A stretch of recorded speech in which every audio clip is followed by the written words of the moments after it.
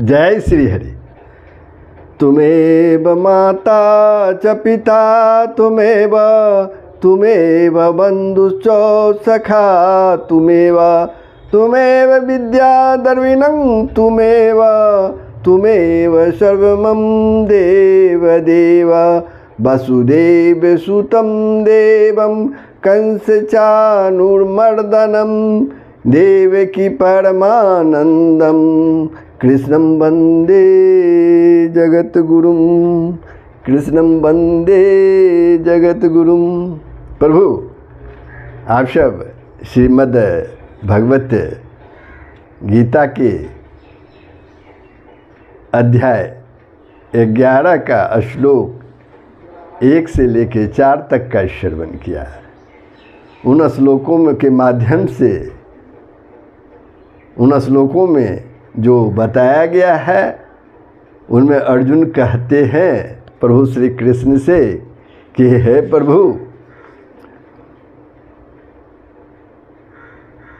आप अपना दिव्य रूप का दर्शन कराइए और मेरे द्वारा आपका यह रूप देखा जाना साक्षी है। उस अविनाशी स्वरूप का मुझे दर्शन करा दीजिए प्रभु। अब जो है श्रीमद् भगवत गीता के 11वें अध्याय के श्लोक 4, 5 और 6 में प्रभु जो है अपना दिव्य दर्शन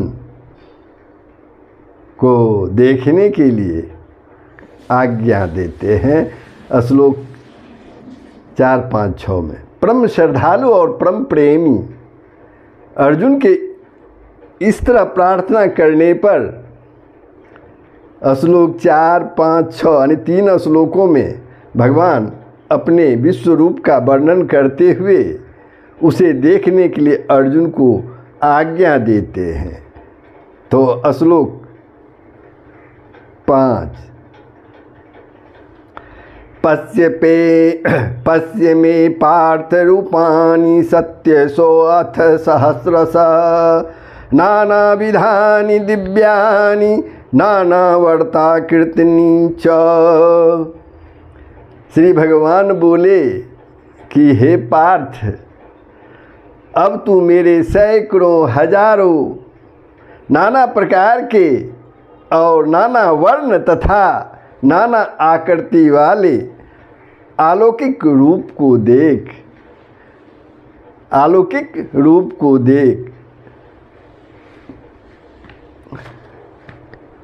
अब यहाँ पर एक पद आया है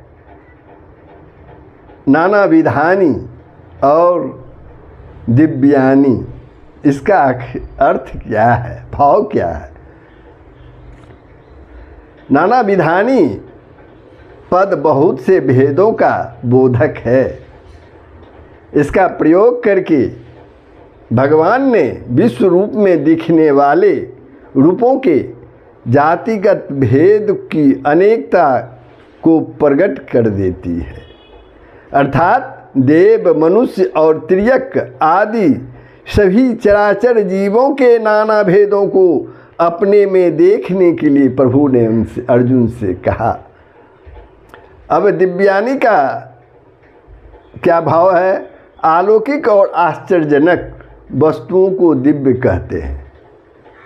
अलौकिक और आश्चर्यजनक वस्तुओं को क्या कहते हैं? दिव्य कहते हैं। दिव्यानी पद का प्रयोग करके भगवान ने यह भाव दिखलाया है कि मेरे शरीर में दिखने वाले ये भिन्न भिन्न प्रकार के असंख्य रूप सब के सब दिव्य हैं।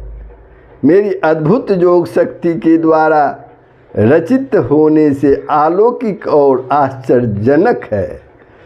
अब श्लोक 6 में क्या कहते हैं प्रभु, उसको ध्यान से देखिए। पश्य आदित्यान वसुन रुद्रान स्वनो मरुतः तथा बहुनी अदृष्टा पूर्वाणि पश्य आश्चर्यानि भारत।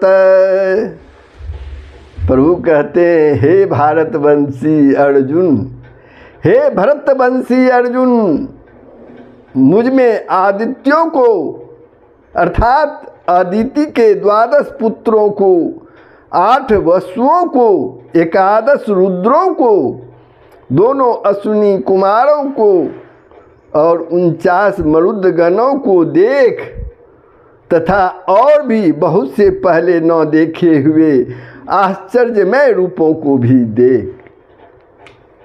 अब यहाँ प्रभु कह रहे हैं इस श्लोक में आदित्यों, वसुओं, रुद्रों, अश्विनी कुमारों और मरुदगणों को देखने के लिए इसका क्या तात्पर्य है। उपर्युक्त जितने भी पद हैं, शब्द हैं, प्रधान देवताओं के वाचक हैं। इनका नाम लेकर भगवान ने सभी देवताओं को अपने विराट रूप में देखने के लिए अर्जुन को आज्ञा दी है। इनमें से आदित्य और मरुदगणों की व्याख्या 10वें अध्याय के 21वें श्लोक में तथा वसु और रुद्रों की 23वें में की जा चुकी है, जो आप लोग श्रवण कर चुके हैं। इसलिए यहाँ उसका विस्तार नहीं किया गया है। अश्विनी कुमार दोनों भाई देव वैद्य हैं। अब श्लोक 7 में ध्यानपूर्वक इसका श्रवण कीजिए। इहि एकस्थं जगत कीर्तस्नं पश्याद सचराचरं मम देहे गूढ़ाकेश यत च अन्यत दृष्टुम इच्छसि। हे अर्जुन, अब इस मेरे शरीर में, हे अर्जुन, अब इस मेरे शरीर में एक जगह स्थित चराचर सहित संपूर्ण जगत को देख तथा और भी जो कुछ देखना चाहता हो सो देख। और भी जो कुछ देखना चाहता हो वह देख इस मेरे शरीर में।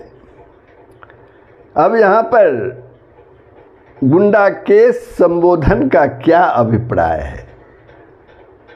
यहाँ अर्जुन को गुंडाकेश नाम से संबोधित करके भगवान यह भाव दिखलाते हैं कि तुम निद्रा के स्वामी हो, अतः सावधान होकर मेरे रूप को भली भांति देखो ताकि किसी प्रकार का संशय या भ्रम न रह जाए तुम में। और एक प्रश्न उठता है, और भी जो कुछ देखना चाहता है। इस श्लोक में प्रभु बोल रहे हैं अर्जुन से, और भी जो तुम कुछ देखना चाहता है सो देख। इस कथन का क्या भाव है। इस कथन से भगवान ने यह भाव दिखलाया है कि इस वर्तमान संपूर्ण जगत को देखने के अतिरिक्त और भी मेरे गुण, प्रभाव आदि के द्योतक कोई दृश्य, अपने और दूसरों के जय पराजय के दृश्य या जो कुछ भी भूत, भविष्य और वर्तमान की घटनाएं देखने की तुम्हारी इच्छा हो, उन सब को तुम इस समय मेरे शरीर के एक अंश में प्रत्यक्ष देख सकते हो। इस प्रकार तीनों श्लोकों में बार बार अपना अद्भुत रूप देखने के लिए आज्ञा देते हैं प्रभु श्री कृष्ण। और आज्ञा देने पर भी जब अर्जुन भगवान के रूप को नहीं देख सके, तब उसके न देख सकने के कारण को जानने वाले अंतर्यामी भगवान अर्जुन को दिव्य दृष्टि देने की इच्छा करने लगते हैं, जो अगले श्लोक 8 में आप इसका श्रवण करेंगे। तो श्लोक 7 पर मैं विश्राम लेता हूँ। ये प्रसंग कैसा लगा कमेंट के माध्यम से अवश्य बताएंगे। अगर आपने सब्सक्राइब नहीं किया तो कर देंगे, लाइक करेंगे, शेयर करेंगे। जय श्री हरि। सबका कल्याण हो, पूरे विश्व का कल्याण हो।